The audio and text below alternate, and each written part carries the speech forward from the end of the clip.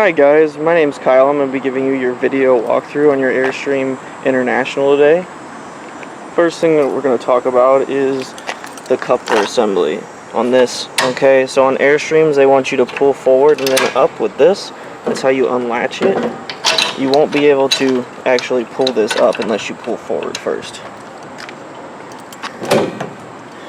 Tongue jack is here. You have a courtesy light there. Extend and retract. Our emergency breakaway is this cable here, and we'll show you how to hook that up once you come to pick up the trailer. LP cover is this here. Both your bottles are here. This is an auto change regulator, so what that means is when this arrow is pointed at this tank, we're getting propane draw from this tank. When this one goes empty, this regulator will automatically switch over to the other tank without being told to do so. That way you can get continued propane flow. When you go to fill this tank, you want to just switch the diverter over to here and then take the tank off and fill it. Then you're only filling one at a time opposed to two. Down here is where we store the batteries. Both our batteries right there. These are lead acid batteries, so you will need to either take them out or make sure that the water and acid level is correct in the changing seasons. Our cords in there along with our stabilizer jack tool. We have a light. We have our solar prep plug here as well, so if you wanted to get additional solar, you could buy the kit from Zamp. And that is like a suitcase solar panel kit, and then you can just put it outside the trailer and point it towards the sun. Alright, our front window here, this is a plexiglass cover to protect the window from actually getting damaged by rocks and stuff as you're going down the road, because this is a glass window on the other side. So you can put this cover up by turning these little pegs clockwise and then counterclockwise to release. And then you have these little rubber, almost like Jeep covers to hold the window down. We have our generator plug here so we can have the generator up and away from where we're camping at. On this side we have our stabilizer jack there, and you'll use that tool I showed you to bring that down. You store your sewer hose in this port here. Over here is our dump station. Our main holding tank is that one, and our auxiliary is that one. And then you'll hook your hose up to this port, and then that'll just go right into the ground.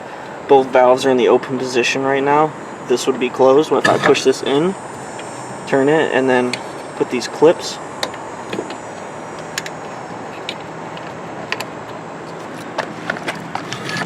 Same thing with this one.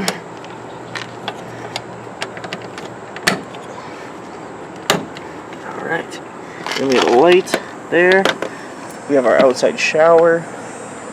This is where you're going to fill the freshwater tank through this port here. That's going to be for your portable water tank. Your city water connection is this port here. And this has a inline pressure regulator already, so you don't need to buy one. This is what you'll hook a water hose up to get constant demand pressure from your water system. The port below it is going to be our black tank flush. You'll use that to flush the black tank after you use it. Cable and satellite port inlet is here.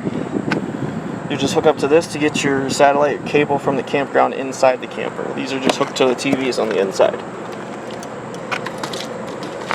This is our refrigerator vent. You don't want to store anything in here. You just want to leave this open because it is for heat exhaustion and to get to the electronics. The furnace intake and exhaust is here.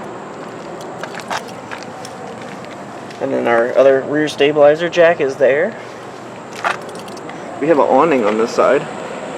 Okay. And I'll get the tool and we'll show you how to use that.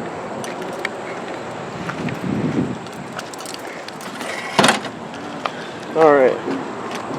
So here's our wet storage here.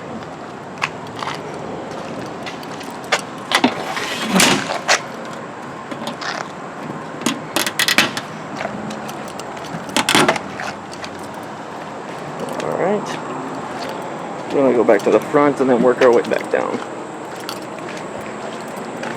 Okay, so our rock guard is here. This is here to protect the front of the trailer from rocks and stuff, obviously. This is a replaceable piece. Our other stabilizer jack is here.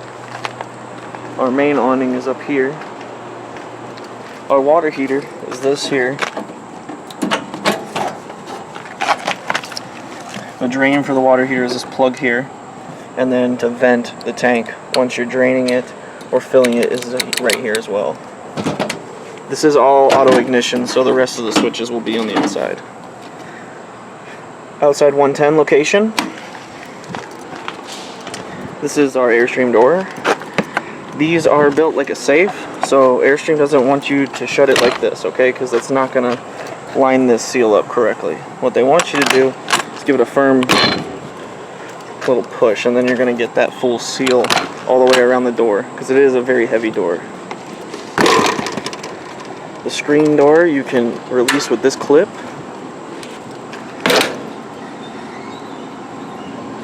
And then release it with this clip as well.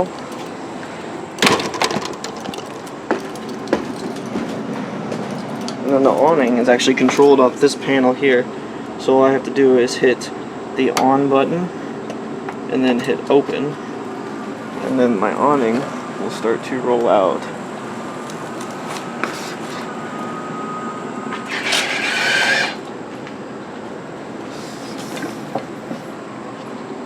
Like that.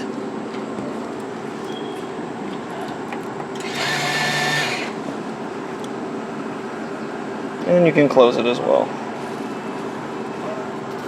Light switches for the cabinets are in here. This is our main awning light, and you can dim that and turn it up. And then our main interior light is this one here, and you can dim that as well. Some storage compartments in here. Fire extinguisher. The battery disconnect is here. When you're not using the coach and you're not traveling with it, you want to put it in store. Into the kitchen. So this is our tank level monitor. That's how you're going to monitor what everything's doing. So right now our input voltage is 13 volts. Our fresh tank level is at 69%. Our gray is empty. And our black is empty. Water pump's on, so we're going to get good water pressure out of the sink. Our inverter is this switch here, and that is showing on as well. That's what you're going to use when you're not hooked up to main power, so you can get 110 to those outlets that say inverter circuit. And the few circuits that are in the camper is this one here under the table. And if you notice, it'll say inverter circuit right on the plug. Okay? And the other ones that are inverter circuit are going to be your TV plug here, which is what your TV is plugged into right now. And this one back here. This TV. Okay, so those are your three locations that your inverter supply. There's some more light switches. This is your voltage regulator for the solar system. Okay? And how you use this is you can go through this system here and go to solar voltage. It shows us our solar charge amps currently. 257 hours on the solar panels. And our battery's at 100%. Our charging status is showing red right now because we're plugged into main power. So we're not accepting power from solar right now.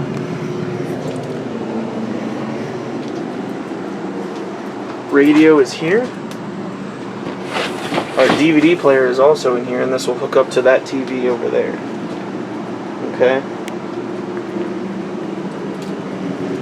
Right here is a refrigerator.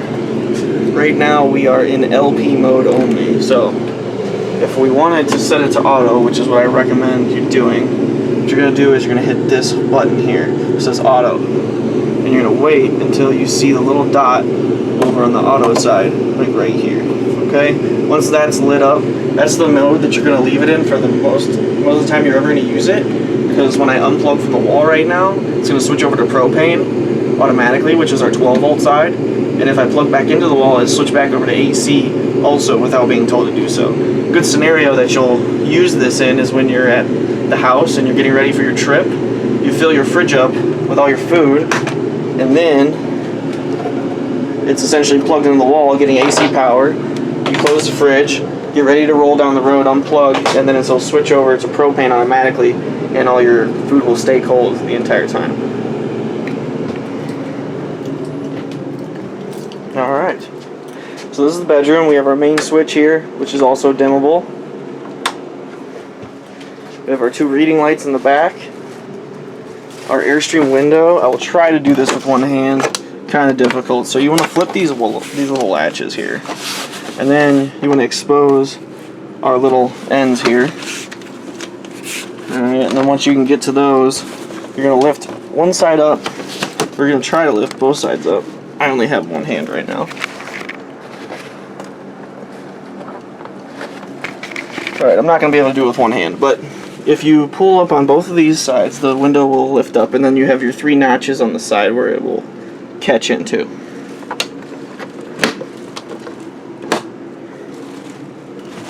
Alright. Toilet is in here. Alright, so the water heater switches are here. This, like I told you outside, it's auto ignition. So when you flip these switches, this is going to be your electric side, and then this is going to be your propane side. You can use them both at the same time, or you can use one or the other. It's all up to you. Most people that camp will fire their propane up first. That way it gets hot quickly, and then they'll maintain it with the electric. That way they're not using all their propane. Just a little bit of advice.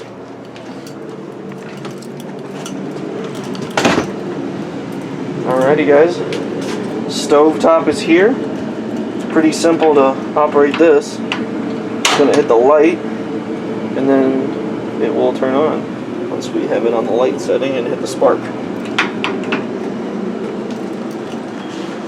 Alright, I hope you enjoy your Airstream Interstate Serenity. Thank you for purchasing from National RV.